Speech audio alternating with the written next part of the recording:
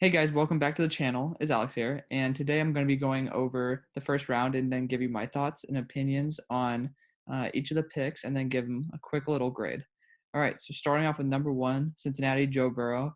Predicted this one. Seems pretty simple. You get your franchise guy, and I'm going to give an A minus for this just because I think Chase Young is a little bit better of a value because I think Joe Burrow is number two, and A minus, that's amazing. So stick to it. We'll go Joe Burrow here. That's great. Number two, Washington Redskins also predicted this. Chase Young, absolute monster talent, number one in the draft. I'm going to give this an A. It's not really like you can get an A plus for getting a guy who is supposed to be top two to be top two. Three, the Lions, they get Jeff Okuda. I'm going to give this one give it a B. I'm giving it a B because I think they should have traded back if they had enough offers. And I think it could have given them a lot more draft capital down the road because I don't know how confident I am that Matthew Stafford's going to lead this team to a Super Bowl. So I think they could have invested a little bit more in the future. But Jeff Okuda is an amazing talent. And like in retrospect, hindsight's 2020. They probably could have gotten C.J. Henderson if Jeff Okuda fell. But regardless, he still fills a major need and he's a great talent. So I'm going to definitely keep that at a B. New York Giants, they pick Andrew Thomas at 4. This was the one that kind of shocked me a little bit. Gettleman likes his surprise picks. And Andrew Thomas, I think he was one of my top tackles in the class, so I can't really fault them for this. I think he's a solid scheme fit, but I think Jedrick Wills was a better pick here. So I'm going to give him a B plus because it still fills that need. And Andrew Thomas is a great talent, but I think they could have gotten a little bit better value with Jedrick Wills. And yeah, I mean, you see how Dave Gettleman likes to value his offensive line and defensive line. So, I'm happy to see how Andrew Thomas turns out. I think he's a very safe prospect. He's one of my favorite in the class by far, and I think he has the highest floor out of everybody. All right, going to number 5, the Dolphins get Tua. I'm going to give this an A plus because they did not have to move. I thought they're going to have to give up one of their first round draft picks and lose a lot of draft capital, and they really didn't. So, cheers to them. They get their franchise quarterback, hopefully, God willing, and they didn't have to give up anything out of pocket for it. So, cheers to them. All right, number 6, the Los Angeles Chargers. They picked Justin Herbert. So, to me, it's kind of embarrassing to be in Los Angeles right now. I'm going to give this a D because I don't really think Justin Herbert's worth a top 10 pick at all. I think he's maybe worth a top 25 just for his upside. But honestly, if we're going to be realistic and not play, oh, what can he be? More like, what is he? He's a second, early third prospect to me. So I give it a D. But Chargers, who knows? They can develop him into a solid quarterback. He has the weapons. They just need to build that offensive line a little bit more, and then they're great. So, yeah, keeping a D right there. Going on to number 7, the Panthers. Derek Brown. I'm going to give this one a B because I think Derek Brown's great. If it were on its own in a vacuum, I'd give it an A. Solid talent, easily top 10 talent in this class. But A, he's not the best at rushing the passer. I don't think he's the best all-around D tackle in the class, even though I think he's miles ahead of Javon Kinlaw in terms of run stuffing.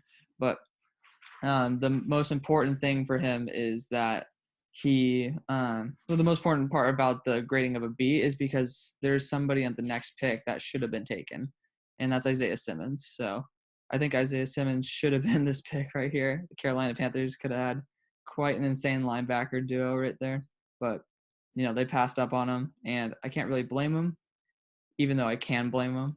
But at least they got a good talent. They didn't reach for somebody. Now, rate the Cardinals. I'm gonna give this one an A. If it's in a vacuum, A plus. But Isaiah Simmons doesn't really fit that scheme necessarily, and I think they needed to tackle a bit more. So I'm giving him an A.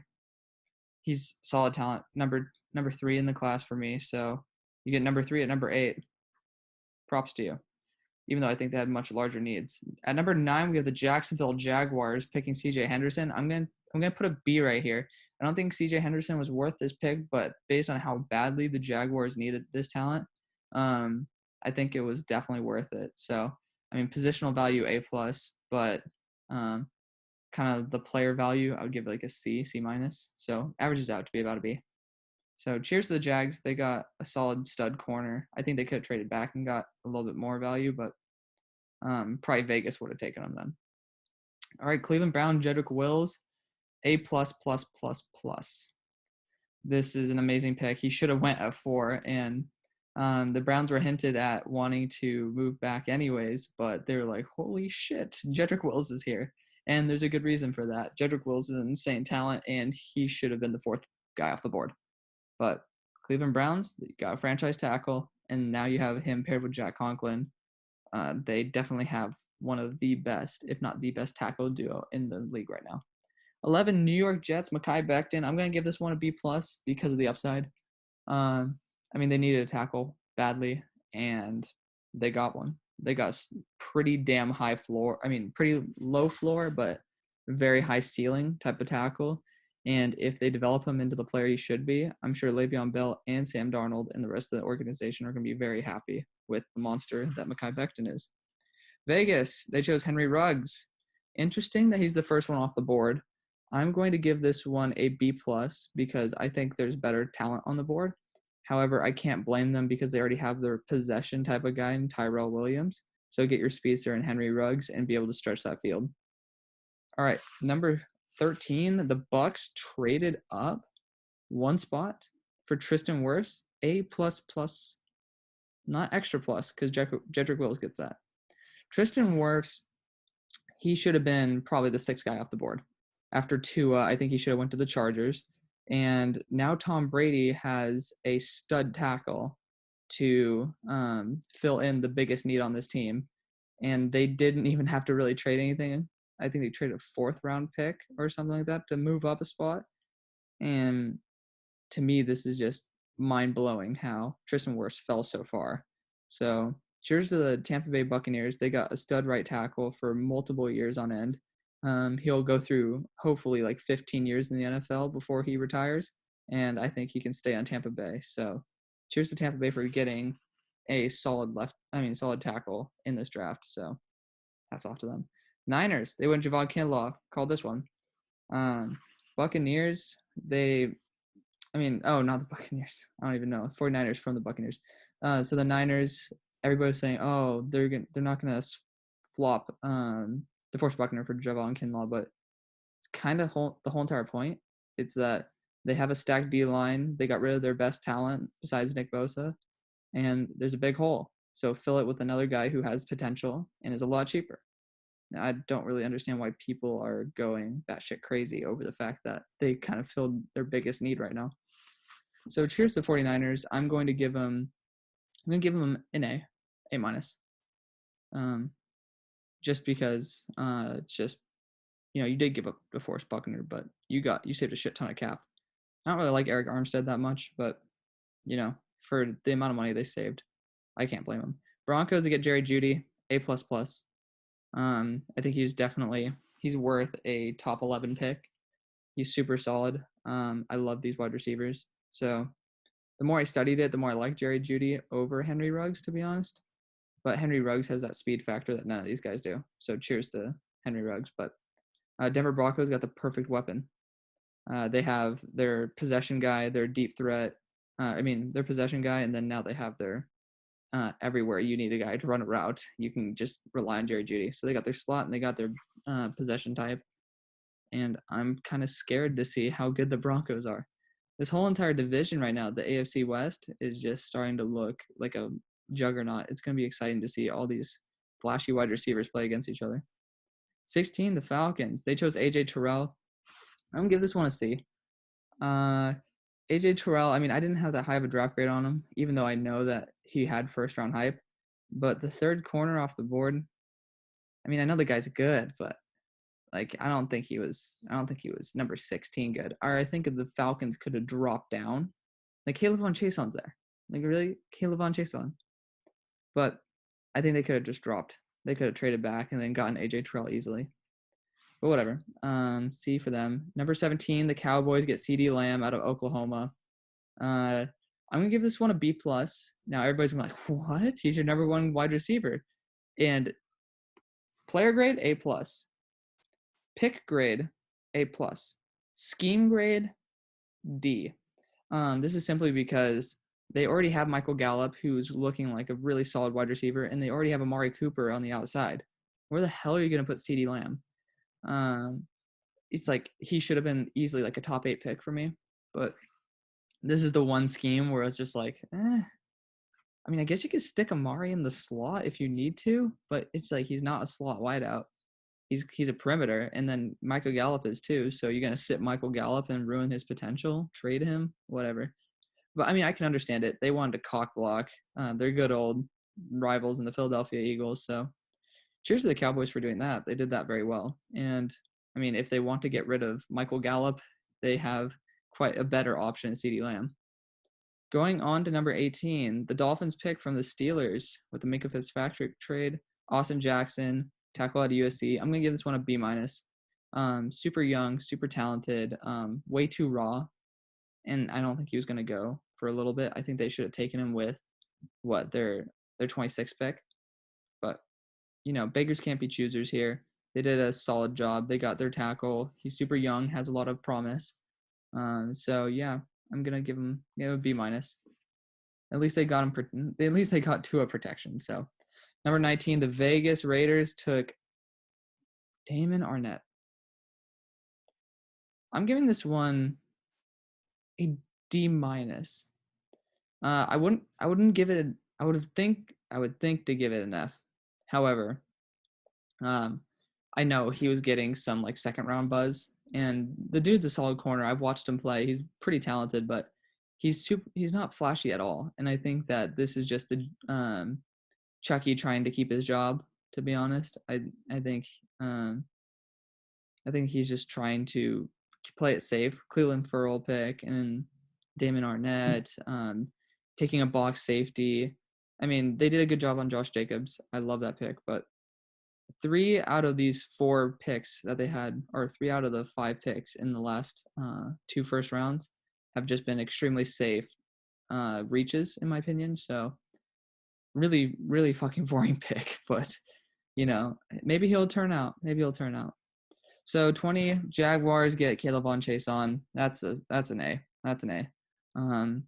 I think he should have went in the top 15. So it's not too much of a drop, but super stud pass rusher, in my opinion. I think he has so much potential. A little bit raw, I believe he had some injury issues, but pair him up with Josh Allen, unbelievable pairing. Eagles. Oh God, Jalen Reagor. This has to be revisited, because if they do not get another wide receiver in this draft class that is reputable, that will start, then they're getting a solid C minus for this. Jalen Reagor, you saw in my draft, he's, I believe, like number 6 wide receiver. And I think he was an early second grade. Like, pick grade wise, it's a B.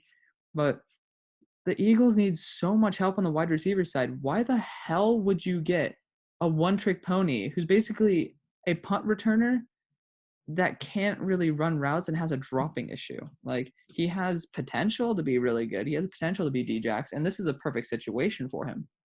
But you need so much more than just a one-trick pony to fix his fucking wide receiver core. So, I mean, if they had already, like, if Alshon wasn't such an injury-prone player and wasn't also extremely old, and then Deshaun Jackson, Deshaun Jackson can get injured all he wants. At least he can teach Jalen Reagor.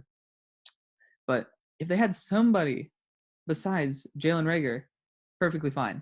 As much as I'm against Justin Jefferson, this is the perfect landing spot for him at the Eagles. Like, they need someone who can do everything. I only put Justin Jefferson as an early third because I didn't see the upside, but he has a very high floor, and the guy can run every route.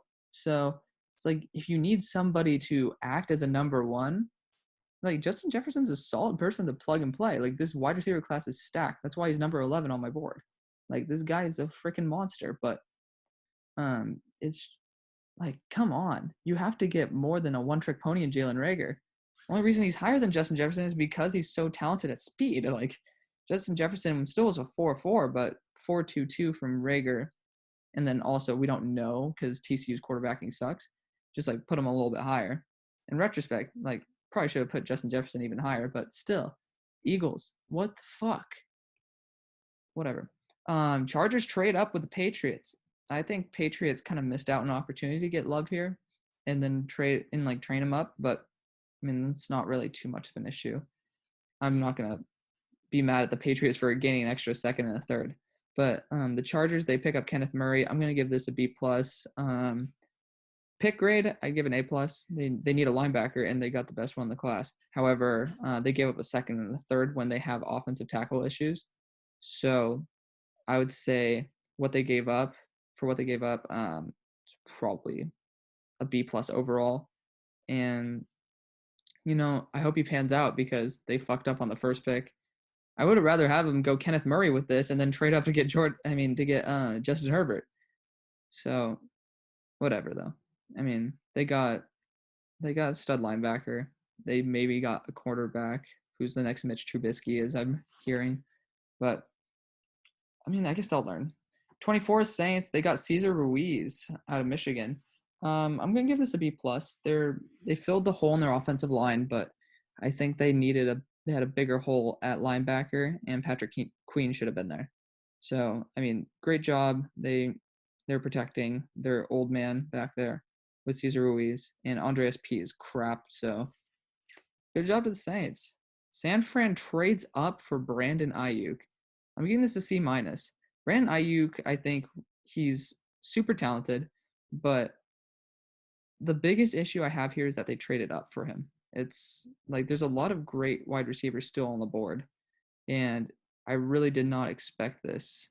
So I heard today that San Francisco likes him because he's a Deebo Samuel type. They like to run these double crossing routes, and he fits that role perfectly. And it's like everybody's like, oh, well, you're gonna have to guard Ayuk and Deebo Samuel, so it's gonna be like a pain in the ass. But why trade up? I think Ayuk, like if they got him in the early second, mid second, I'd be fine with it. But you traded up and you lost a little bit of draft capital, but still, it's like you traded up for him. It's ridiculous. Whatever. Green Bay, Jordan Love. Everybody hates this pick. I love it. I'm giving it an A plus. Jordan Love fell. They gave up a fourth round pick along with like a fourth round pick to trade up from 30 to 26. So they gave up really nothing, and they took a shot on somebody who could eventually be their franchise guy. I know Aaron Rodgers is pissed, but he really did not look that good last year. So Green Bay, they're planning for the future, and Aaron Rodgers is injury prone at this point, so he can step in if he needs to, and this is the perfect situation where he can sit for a little while. Seahawks, number 27, they picked Jordan Brooks. I'm giving this one a C minus as well, simply because Jordan Brooks to me he isn't worth a first round pick. I don't know why the Seahawks didn't trade out in this scenario. They love trading out, but then they decided to take Jordan Brooks over Patrick Queen. He's a super talented guy. He'd be probably like my number 4 or 5 linebacker, but the guy's not that great in coverage. He's a super great tackler, and he's a game changer, but I don't think he's worth this pick, and I think that there's more issues on the offensive line for the Seahawks that they should have addressed. Number 28, the Ravens, Patrick Queen. I'm giving this one an A. I think that Patrick Queen's worth like a top 25 pick, but he fell to the Ravens, and it's a solid scheme fit. He or Kenneth Murray were the perfect fits here, and they got another scheme fit, which is great. Tennessee Titans, they got Isaiah Wilson, tackle from Georgia. I'm going to give this one a B because I think Isaiah Wilson's crap at tackle, but I think they announced him as a guard, which is what I predicted because his form is crap, so he needs to develop that, but he's super talented. He has a lot of potential, so stick him in at guard, have Kelly allow him to learn how it's like to be a tackle and learn some form, and I think they got a franchise tackle here. All right, so 30, Dolphins chose Noah Igbenogany. I'm really gonna have to understand how they use him in their scheme, but I'm gonna give this one a C plus. I think that it's like the biggest what the hell pick because they have the 2 highest paid corners and there was more guys on the board. But Noah has a lot of possibility, has a large possibility of being a very good slot corner if they're going to use him that way. So he's really good at man, and if you just man him up in that slot role, then I think he's going to be a game changer.